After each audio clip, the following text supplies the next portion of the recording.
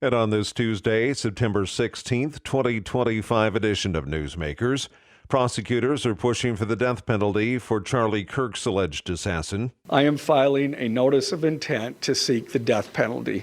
Utah County Attorney Jeff Gray formally charged Tyler Robinson with aggravated murder today, making the 22-year-old eligible for death if found guilty.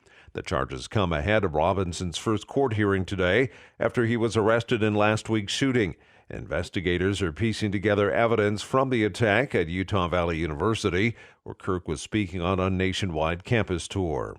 President Trump says he'd consider designating Antifa a domestic terrorist organization, along with other left-wing groups. Mark Mayfield reports. Trump said Monday he'd move forward with the plan if he had the support of his cabinet and the Justice Department. Deputy Chief of Staff Stephen Miller also specifically called out Black Lives Matter demonstrations.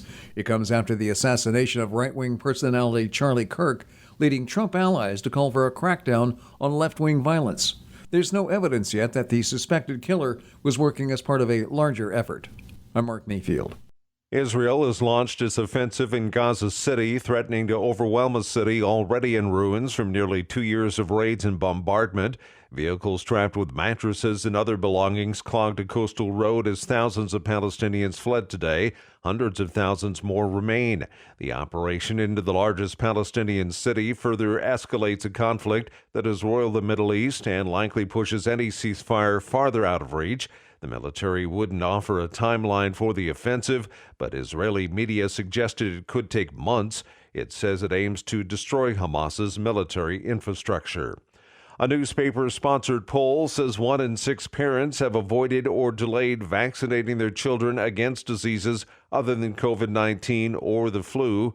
Michael Kastner reports. That's according to a new poll from the Washington Post and healthcare policy group KFF. The poll found white parents, Republicans, those with deeply held religious beliefs, and those who homeschool their children most likely to skip vaccinations. In fact, nearly half of religious parents who homeschool skipped inoculating their children. I'm Michael Kastner.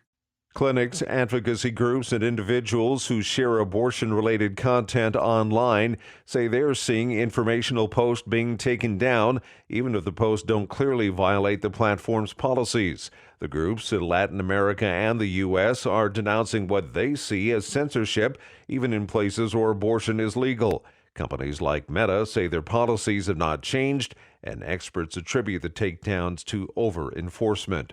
A pair of former Texas college professors are suing to get their jobs back, and they both have the same lawyer.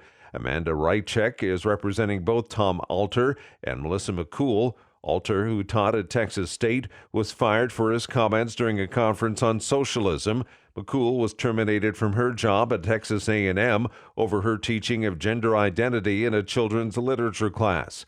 In both cases, the lawsuits blame politically motivated discrimination. And that's Newsmakers for this Tuesday, September 16th, 2025 edition. I'm Keith Black.